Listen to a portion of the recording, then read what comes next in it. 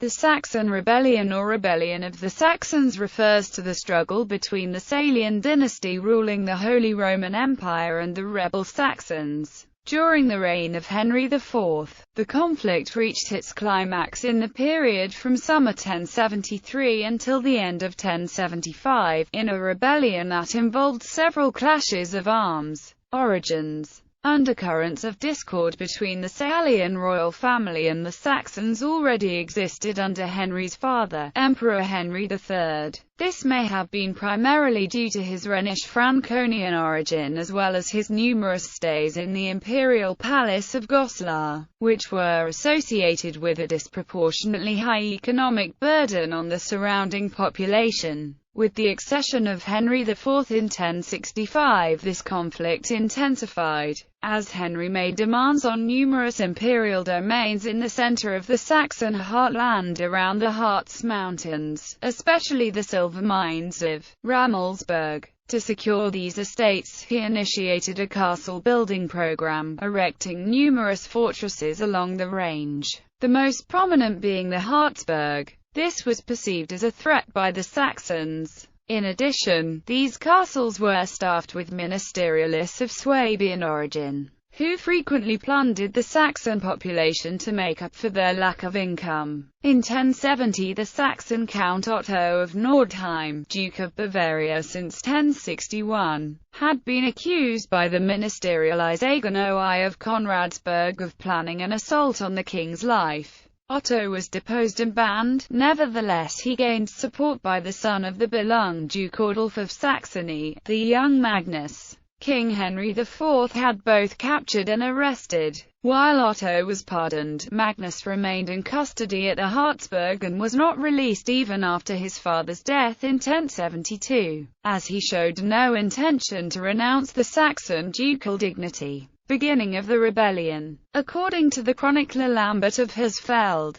the Saxon princes came to the imperial palace of Goslar on 29 June 1073 in order to point to these abuses and demand improvements. Henry IV refused to enter discussions and then fled from the large, advancing Saxon army to the nearby castle of Harzburg, where he was besieged by the Saxon rebels, again led by Count Otto of Nordheim together with Bishop Burchard II of Halberstadt. The king, however, was able to escape on the night of 10 August 1073, allegedly through the castle's well shaft. Henry fled across the Harz Mountains, reaching the Landgraviate of Thuringia at Esquega first and then moved on to Franconia and Hersfeld further into southern Germany. But he found hardly any support among the princes of the empire, who were not willing to go to battle with him against the Saxons. As a result, on 27 January 1074, Henry stood at the head of what was only a small army compared to the much larger Saxon one at Hersfeld.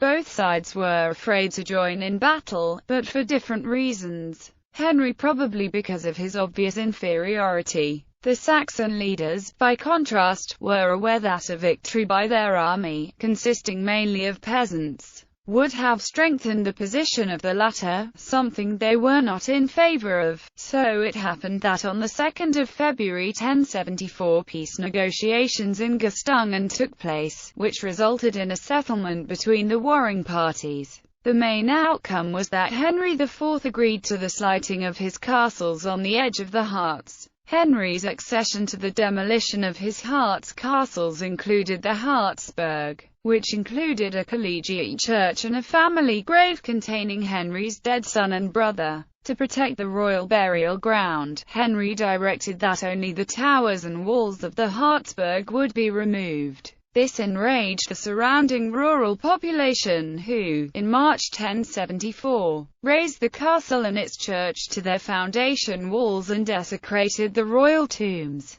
This deed may have had a considerable personal effect on Henry, but politically it put all the trumps in his hand. The plunder of the church and the desecration of the royal tomb caused great outrage in his kingdom, and many imperial princes returned to Henry's side. The Saxon nobility refused any blame for the actions of the rural population and immediately offered to restore the castle and church at their own expense. First Battle of Langen. Saltzer. Henry was once again bent on confrontation and this time gathered a much larger army, although he was not able to march against Saxony until 1075. In the First Battle of Langen. Saltzer on the 9th of June 1075 he dealt the Saxon army, which consisted mainly of simple peasants, a crushing defeat and then rampaged through Saxony and Thuringia, laying waste. Amongst the followers of King Henry who fought with him were the Swabian Duke Rudolf of Rheinfelden, Duke Vratislaus II of Bohemia, Duke Theodoric II of Upper Lorraine and the Babenberg Margrave Ernest of Austria, who was killed in battle, as well as Bishop Hermann of Bamberg and Count Hermann II of Gleiberg. On the Saxon side, in addition to Count Otto of Nordheim and Bishop Burchard II von Halberstadt, were Magnus Belung, meanwhile Duke of Saxony, Margrave Lothar Udo of the Nordmark and Count Gebhard of Supplenburg, who was killed in battle, as well as the Saxon Count Palatine Frederick II of Goseck and Count Dietrich II of Katlenburg. One of the two leaders, Bishop Burchard II of Halberstadt,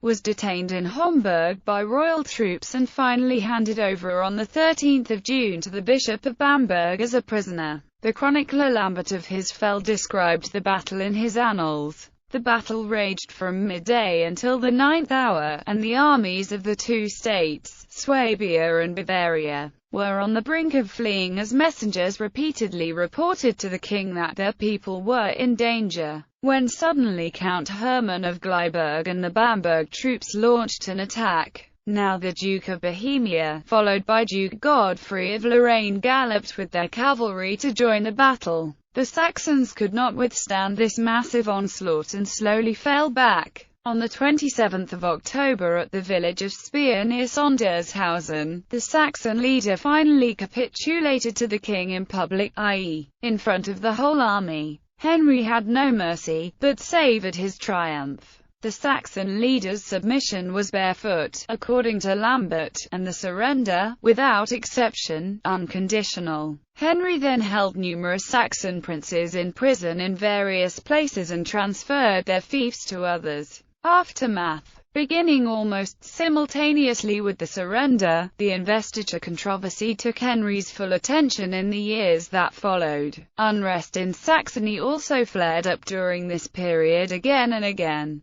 but did not reach the same level of political and military as in the time from 1073 to 1075. At the Diet of Princes in Trebur in October 1076, Otto of Nordheim again aligned himself with the opposition. Although he was always a potential candidate, the princes did not choose him. Instead, in 1077 in Forchheim, they selected Rudolf of Rheinfelden and, later, Hermann of Salm as anti-kings. Nevertheless, Otto's had a significant influence on the opposition's politics. Militarily, he distinguished himself again in the battles of Melrichstadt, Flesheim and the Elster, leading from the front. Even Henry's son, King Henry V of Germany, still had to fight the Saxons. He lost, for example, the 1115 Battle of Welfscholz to the Saxons led by his later successor, King Lothar III.